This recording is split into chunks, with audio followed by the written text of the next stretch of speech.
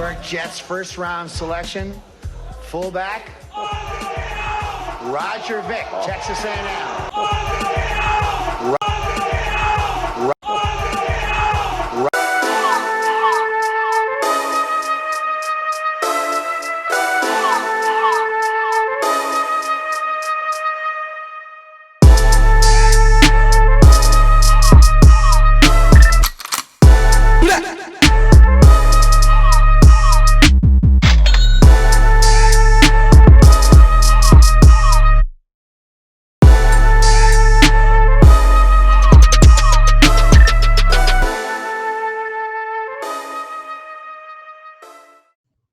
What's going on, everybody? Drew, Pookie, Sandy back at it again for episode 8 of Splittin Uprights. And guys, I got to tell you, I went into the weekend thinking we wouldn't have much to talk about and that I would have to go across the pond to talk about Liverpool winning their first English title in 30 years. But then Sunday night, out of nowhere, an Adam Schefter bomb, boom!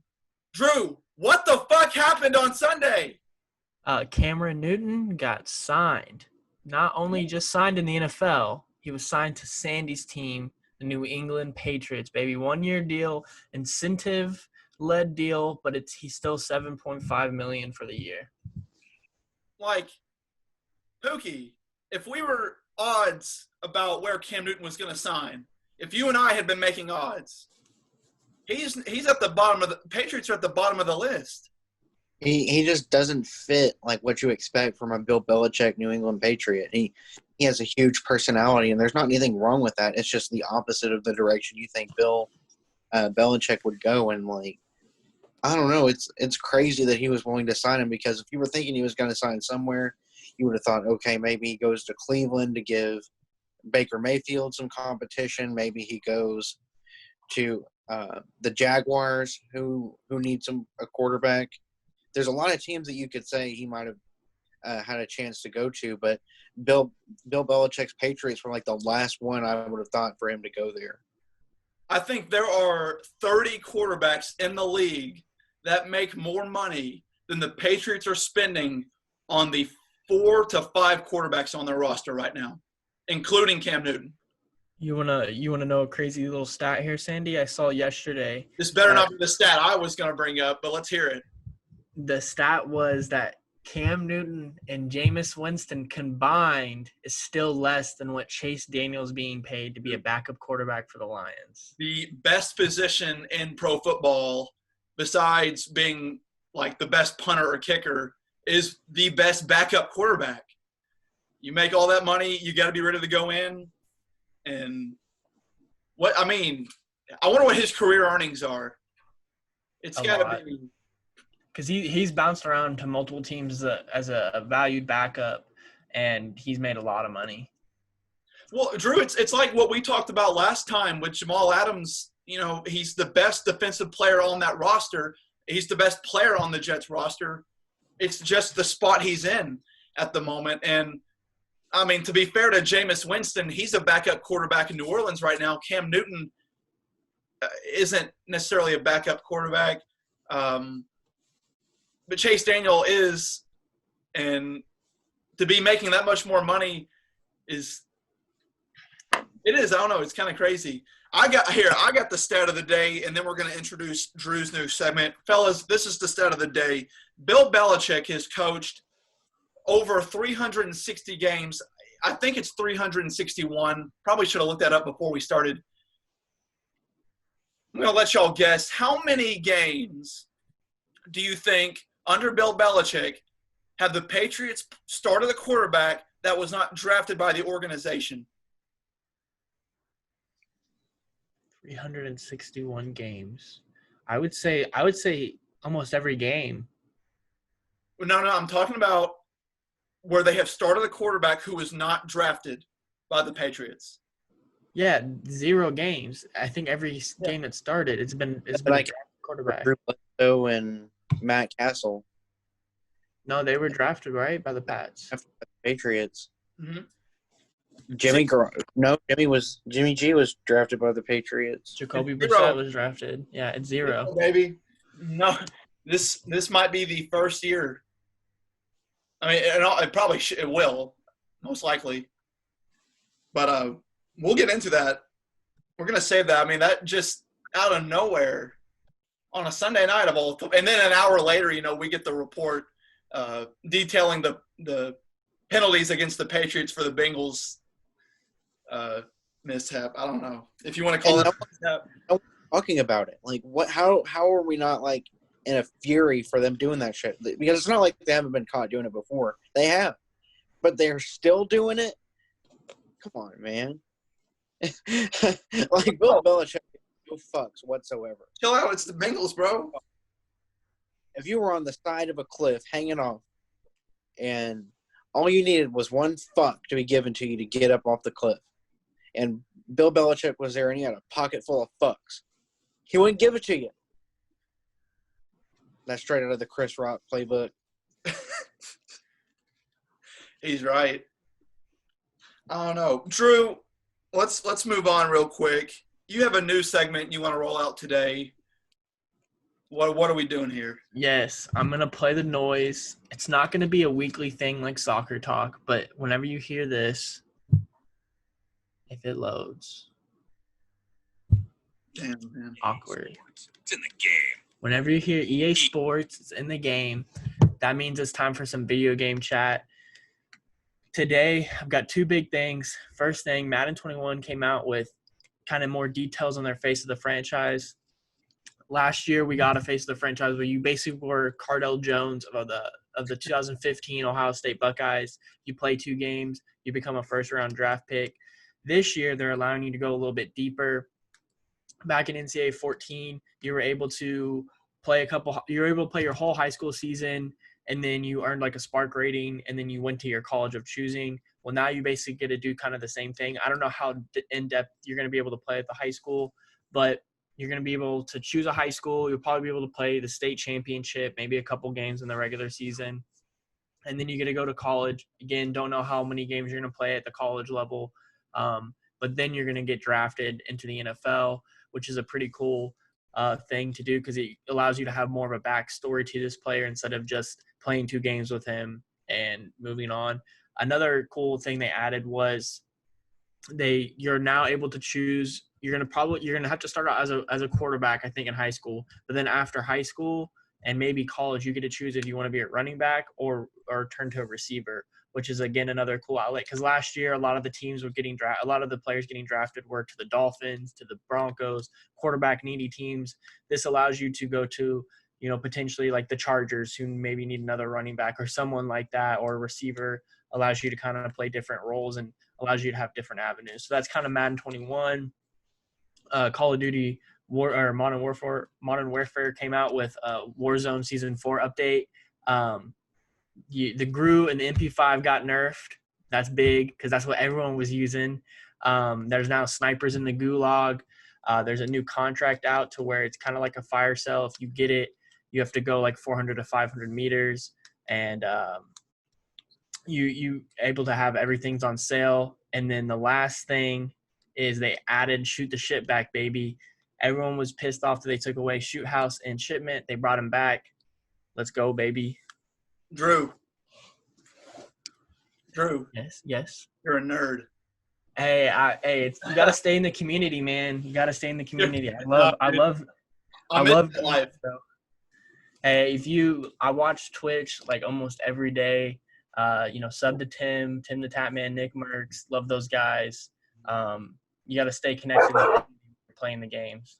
So, but I mean, it's just something I enjoy. Like I said, these updates don't come out every week, so it's not something we're going to hear every week. But whenever there's a big update with Madden 21, actually 2K just came out with their cover athlete, Damian Lillard, for the current gen, meaning they're going to have a different cover athlete whenever the next gen comes out, whenever the PS5 comes out. They're going to have a different cover athlete, but at least for the PS4 version, they're going to have Dame Lillard as their cover athlete. 2 things. I think I saw where it's one of 3 covers. So I'm guessing there's going to be 2 more covers. At least one of them's going to be Kobe. So yeah, well, they always have a Legends edition, and so they always have 2 covers. One's a Legends edition, one's the the mainstream one. Usually the Legends Edition, you get extra. It's usually $100. Same with I believe same with Madden. They have the same thing where they have two. I think they Yeah. the regular one and then the Legends. And then the Legends, it's just an extra one. And then because they're doing the next gen with the PS5 coming out, they did the same thing with the PS3. They had a certain player on the PS3 version and then a different player in the PS4. So it'll be kind of the same thing. You mentioned Twitch earlier. I gotta mention this real quick. I saw last night where Reddit banned. And listen, I'm not trying to get into politics today, but I just thought, what? So Reddit banned what do you call it? Like a community? Is that what you call them on Reddit or something? So it was related to Trump and like these conspiracy theories apparently that they purport. And then I saw where they said, and Twitch has said they will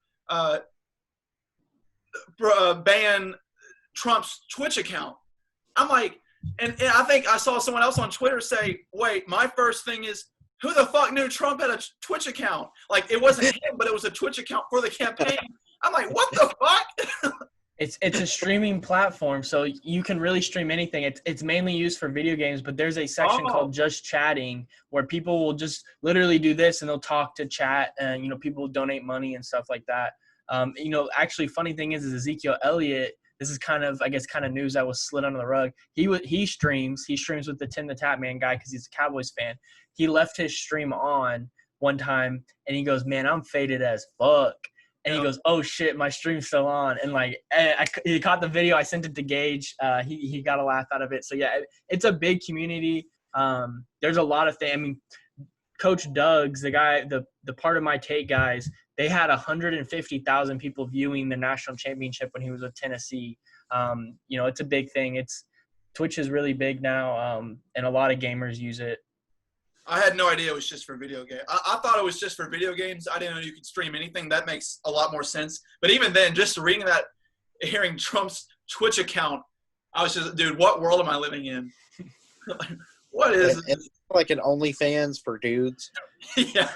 Dude, girls play it too. There's this girl named Pokey, I think her name is. She's like super big. And like dudes love her. They'll send her money and stuff like that. Or like popular. She's just popular, yeah. Okay.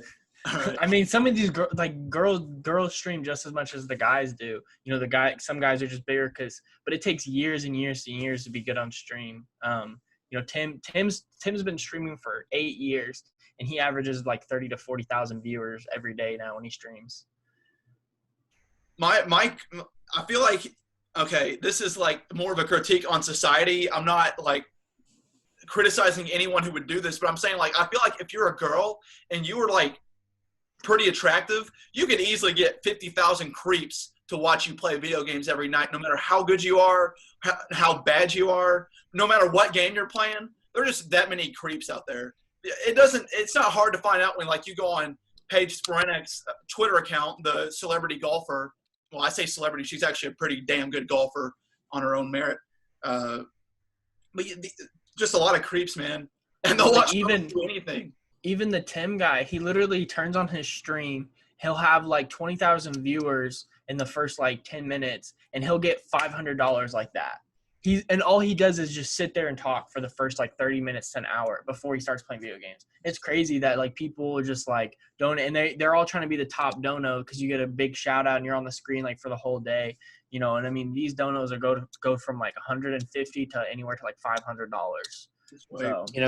So here's an interesting fact that esports in this day actually have more viewers and fans than actual like football or actual like sports in the real world are.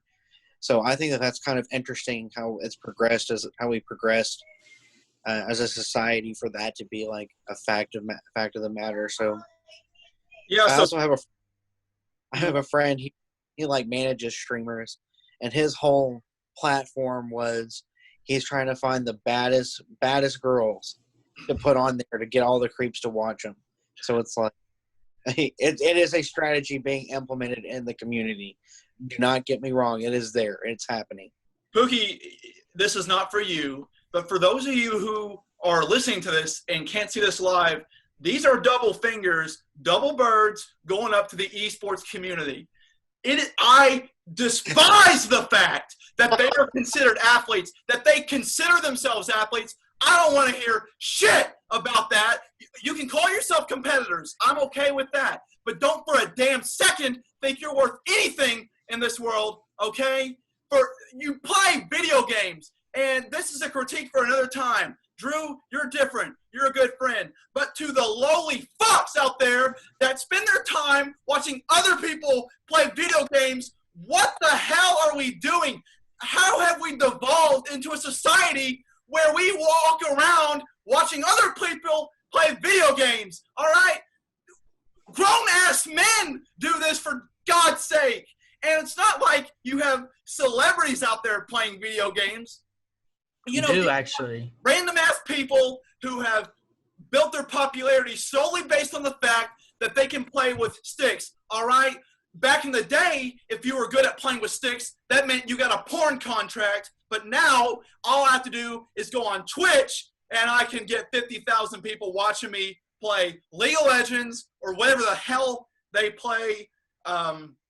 Sorry, guys, I got a little heated. I'm going to say that's going to be its own episode, dude. There is something about esports, man. I'll tell you what it goes back to real quick, though, is I remember one day they were talking about the most impressive champions from each sport, and esports and horse racing were in there too. And you had a bunch of nerds on there talking about, well, it's not really fair. The horses aren't really athletes. You can't consider them. They shouldn't be in this competition. I'm like, bitch, you sit on your recliner and play video games and get fat, you fat fuck. Whereas Secretariat and all them out there go and win the Triple Crown, that's infinitely more impressive than anything you'll ever do. And that's where it all started. Quick question for you, Sandy. Would you consider esports or cheerleading? What's more considered a sport in your opinion? Esports. Wow. Hey, we'll have to save that for its own episode. Cheerleading is not a fucking sport. It's a team. Listen, esports can be a team activity. Cheerleading can be a team activity. But esports does not – I know I cannot wait to do this episode devoted solely to esports because we're going to get a bunch of hate. We're also going to get a bunch of views and listens, and that's great. But it's over. It's over with when we get into that episode. And we'll even argue cheerleading. Pookie, I'll give you my argument off the show so we can discuss it. But, hey, when we get into it, it's going to be hot and heavy. Save this for another time. I had no idea we were going to even go down this route. Let's get to our favorite segment, and I can't wait to hear Pookie's. And you guys know what time it is. It's best and worst of the weekend. Drew, we're going to start with you, as always, just because you're the most boring of us all. Not really. My best of the weekend, I found out last week on Friday that I got into my observation for school. Basically, that means for me that if I do my observation in the fall, I do my student teaching in the spring, I'll be done with school, be able to become a coach and teacher, next fall, or the fall of 2021. So super stoked. That's good news for me. My worst of the weekend, what subjects? I haven't decided. I'm a kines major, so that means I'll be certified to teach PE, which will be dope. But that's gonna be a hard job to get. So I'm leaning toward teaching math and science. Those are my favorite subjects whenever I was in high school. So, but my worst of the week, there was a viral video that went out yesterday of a female in a minivan trying to pump her gas. And it was a 2-minute video of this lady not being able to pump her gas. Basically what she did was she pulled up and the gas pump was on the driver's side window, but she kept on going to the passenger side. And this dude is filming her and she's driving around. She parked, she gets out of her car, checks it, the gas tank's not on that side. Gets back in her car, tries to go find another pump, right? Again, parks on the passenger side. And she does this for 2 minutes straight. And it is the most cringy. And that my worst is for that lady that dude caught it on camera and she went viral, not even getting the credit for it. But my worst is that lady not being able to pump her damn gas. Hey, Drew, because I sent you that video last night on Twitter. I don't know if that was the first time you saw it. Let's just say her going viral is not the worst thing in the world. I think there are some benefits to her going viral. Yes. If you catch, yeah. Yes, I agree. If you don't know what I'm talking about, watch the video. You'll understand. Although I'm not entirely sure her being likened to Bill O'Brien, still not entirely sure because he actually does pull off trades. She couldn't pump her gas. I don't know. That may have been taken in Arkansas. But if it was, I'd love to know where. Pookie, we've been waiting for this. You were gone last week. Fill us in. Best and worst of the weekend from Florida. Okay, so for any of you that don't know, I finished and published my first travel film from Florida this weekend. I got back from there. We had a lot of fun, ate a lot of seafood, drank a lot of daiquiris, and, and some other shit too that I can't disclose. And it wasn't roofies. That's all I can say. Oh wait, hold on. We didn't. If you're talking about daiquiris, then what could you not? Are you talking about drinks? Yeah. What's so bad about the other drinks? Daiquiri is an alcoholic drink?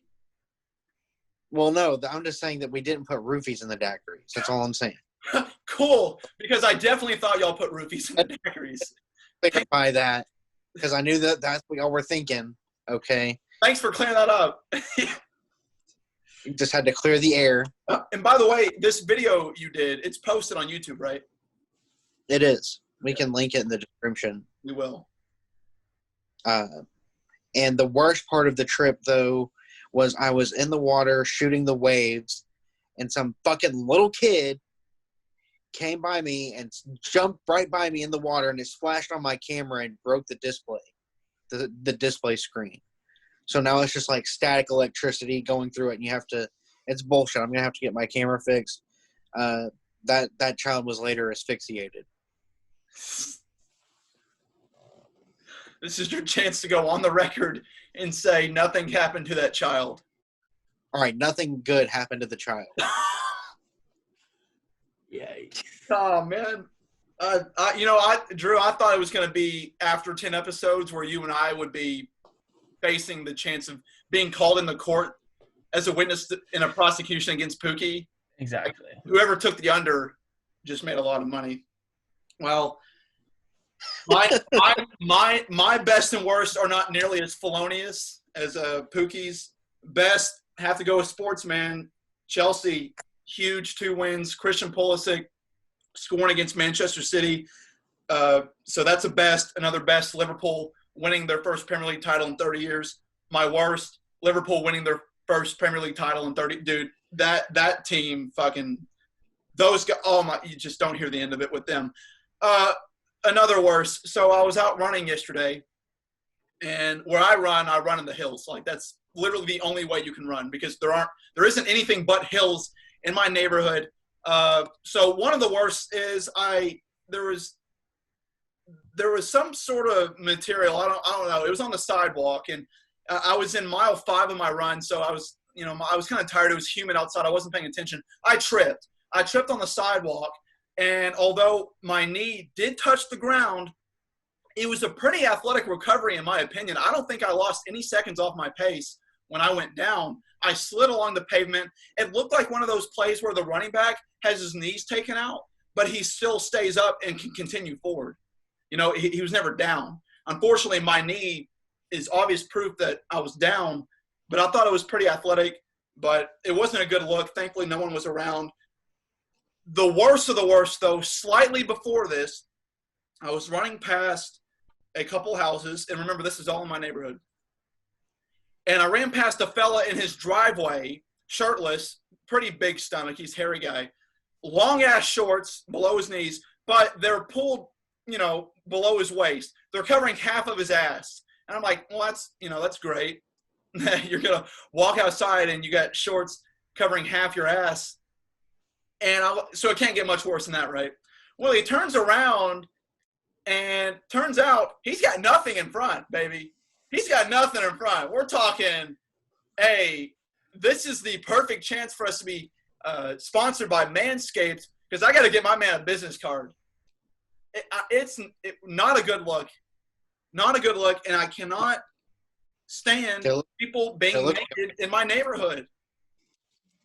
Outside. It's okay if you're inside, but if you're outside, that's unacceptable. Did it look like a bird's nest? Dude, if a bird's nest was freaking – yeah, a big-ass bird's nest, like an eagle. And then you see an egg in the middle? Barely. I mean, dude, it's like, what's going on? I know we live in Arkansas, and you drive around the Ozarks and the backwoods and all, and you expect to see that, but not in North Little Rock, not in the city at least. I mean, out in Sherwood, Pulaski, North Pulaski area, sure, but come on, guys, let's get our stuff together and wear pants for once. Unlike the video that Pookie, you and I did a long time ago where you weren't wearing pants to the interview. We might have to release two on our only fans page at some point. But it's time. Let's get to the news. We touched on it briefly, but there's so much to unpack. Cam Newton, fellas, is a New England Patriot.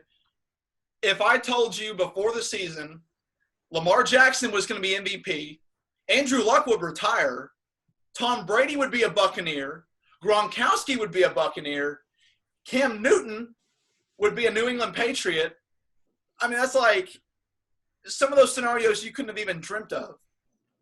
But they've all come true. I mean, Drew, when you told me the other night that it happened, I was shocked.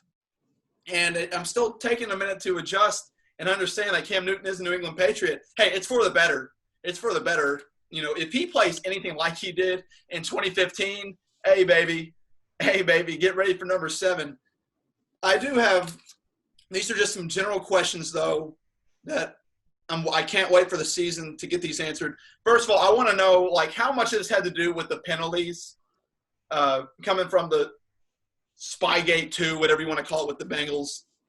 Or maybe that's Spygate 3. I think that's Spygate 3. I'm not entirely sure. Does it have anything to do with that, with the third-round draft pick we lost? How does this impact the offense going forward? You know, we drafted 2 tight ends this year. With Lamar Jackson, they play a lot of 2-3 tight end sets with a running quarterback. And I wonder if maybe the Patriots had their eye on Cam Newton this entire time, thinking, let's go ahead and get these tight ends, and we'll sign Cam Newton later. I don't see why you wouldn't go ahead and do it. I don't know. Maybe it had to do with leverage. I'm not sure. Obviously, how does this affect our future plans with Stidham? Like, if Cam Newton plays well, do we keep him around or do we still go with Stidham? If Cam Newton's healthy, does he play over Stidham? I think that's probably a yes for more reasons than just his talent. And then how does this shake up the AFC playoff picture, man? Like, I think in Vegas, Drew, you told us before the show that the Patriots had hopped the Colts and the Steelers in terms of playoff odds. They're now third. And that's Super Bowl, I think. And then last but not least, for sure, are we now the best team in the AFC East again? So those are just some questions. I mean, lots of questions. And I don't know if anyone has the answers, but this fascinating NFL season just out of nowhere, another storyline takes another left turn, and here we are, fellas. Poogie's acting like it's the end of the world for his Steelers. It is. It's not good because when you sign a guy like Cam Newton, he's going to make an impact one way or the other. And I think that the Steelers have had Cam's number in the past, but that might be just because he was playing under Ron Rivera, who's a defensive-minded head coach, and not Bill Belichick. And I know Bill Belichick originally was a defensive guy, but his teams, as of lately, except for last year, were all offensive-based football teams. So it's like, if you add Cam Newton into the mix, I don't know what Bill is going to be able to do with him. Like, is he going to break him out of his shell and turn him into something that we've never seen before? Or is it going to be the Cam Newton of last year that kind of underwhelmed while he was unhealthy? For me, I mean, it's more of a Josh McDaniels question than anything. I think Bill is mainly defense. He has say in offense, but I think it's really a test to see what they do with what Josh McDaniels does as an OC with Cam. I think he's a great OC. Having Newton's gonna, we'll see a whole new side of his offense because you have a quarterback who's able to move out of the pocket. He's not as polished as Tom Brady is, of course, but he is healthy. I'm pretty sure he got surgery this offseason or through the season, so he should be healthy. You have a motivated guy coming in who was kind of thrown out the door in Carolina after Ron Rivera left. So, in my opinion, I think it's a great signing for both the Patriots and and Cam Newton. I think as a whole, the offense is going to look a lot different.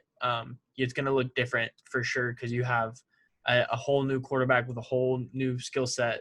And so I think to answer your offensive question there, Sandy, it's not going to be the same. Well, the thing with the Pats is, and this is number one, this is why Belichick is regarded as one of the greatest coaches of all time, is the Patriots can be whatever they need to be on any given week to win a game. And we've normally said that applies defensively, but it also can go offensively. So, we're always criticized for being dink and dunk, but it worked for us. So the thing with the Patriots is in the last 2 years, at least, you've seen a trend. We want to run the ball. We love to get the ball on the ground, and we're going to pound it. And we've emphasized the running game. So we're getting the offensive line back next year. We're fully healthy on the offensive line. And the difference now is we can do more. We now have an additional threat in the backfield, and to me, that changes everything. The possibilities with the Patriots going forward now with Cam Newton, if he's healthy, I'll tell you this, Drew. He had surgery, but there are areas where we're not perfect on surgery. The shoulder is one of them. He did have shoulder problems in Carolina, 2018, I guess. It was 2018. And I guess that's healthy. He had the Liz Frank injury, surgery last year that put him out. So he should be, but we don't know. Surgery is not an exact science in some cases. And so I still have questions about his shoulder. I want to know if that's healthy. But if he is, it's a massive game changer, guys. There was a time, listen, I'll say this. As an SEC guy, if you were not an Auburn fan in 2011, you hated Cam Newton because that guy would single-handedly win games. He single-handedly beat Arkansas 65-43, if I remember. Yeah, I think that was the score. We win that game if it's not for him. He was outgoing. He was gloating about it. Hey, that's fine if you're better than us, and he was, but it freaking pissed us off. And so my opinion of Cam Newton's always been out of spite because of what he did to Arkansas. But now that he's a Patriot, it's totally different, baby. And in 2015, I sat back still with contempt and spite because of what he did to Arkansas and think, dude, this guy's unstoppable. He can throw. He can run. He's running over linebackers in the NFL, for God's sake. What can he do? I don't know if he'll ever return to that form, but there's a lot of exciting prospects going forward for the Patriots. To just have an extra person in the backfield now who's a threat. Look at what it does for the Ravens. It does everything in the world, in my opinion. It's the Patriots thing to do, too, to go from one MVP to another MVP. The first time ever in NFL history that happens where you lose an MVP in an offseason and Tom Brady, and you go and sign Cam Newton as an ex-MVP in the NFL. And real quick, Pookie, before you get in, I just want to say he's not Cam Newton on the ground. He's not as big. He's not as fast. But Jared Stidham is somewhat mobile. He played in that Auburn offense under Gus Malzahn. He doesn't have Cam Newton wheels, but he's not Tom Brady back there. On the spectrum, he's closer to Cam Newton than he is to Tom Brady. So when it comes to molding that offense, it's not like we just have to mold it for Newton for certain packages. Stidham can still run those plays with Newton. It just won't be – he can't do like a quarterback power up the middle the way Newton can, because Newton can either bulldoze for 5 tough yards, 2 tough yards for a first down, or he could take it to the house. Stidham can't do – but Stidham's a threat on a read option. That's all I'm trying to say. But Pookie, you were saying? What really impresses me about the Patriots is that year in and year out, whenever you think you can count them out, they make a move or they change momentum, and then they're suddenly all back in the contention again. It's ridiculous because I just remember like a few years ago they got blown out by the Chiefs on Monday Night Football, 42-14, and everyone was like, "This is the end of the Patriots dynasty." And then after that game, they rip off 3 Super Bowls and go to 4. So it's like, how can you make this team go away? And I'm asking for a friend named Mike Tomlin. He really wants to know. He thinks that, man, how do they come back every year? It's just ridiculous to me. The thing is, if of anybody I know, Pookie has the right to be the most salty because Jesse James. That's tough, Pookie. That's a touchdown in my book in the AFC Championship. It was definitely a fucking touchdown. You're goddamn right it was. So we released a poll question the other day of who do we think has more wins in the 2020 NFL season. I'd like to know your guys' answer to that. Either the Brady's Bucks or the Newton's Patriots.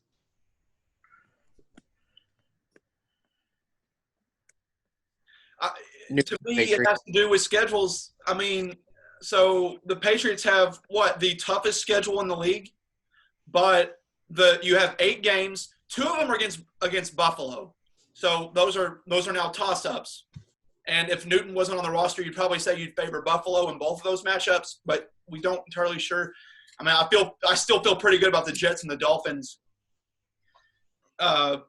But for the Buccaneers, listen, they're stacked on offense. The defense is pretty solid, but you got the Saints and I think the Falcons, like I said, are better than what people think they will be. The Panthers, I have no idea. I think the Panthers will be better than what people are saying they are. People think they're going to suck.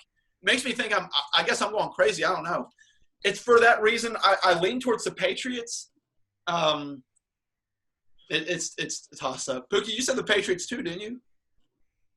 I said the Patriots just because of the Cam Newton factor. I won't count out Brady's Bucks. I just think that Bill Belichick is going to squeeze out more wins out of his team than Bruce Arians, and that's nothing against Bruce Arians. I think he's a great coach, and that he's made a lot of teams overperform before. So it's not like he can't take them all the way. It's just that when you give Belichick his quarterback, you give him that defense, he's going to make something happen. Whenever he didn't have the quarterback in the equation, we were like, okay, he may not be able to make it work. But then you throw in Cam, it changes the whole equation. It changes the whole outlook of the AFC. And the Bucks, Brady changes that for them, but I don't think he's as much of a game breaker as he used to be, given all he had to throw to last year was slot receivers. But I still think that they could be very closely in contention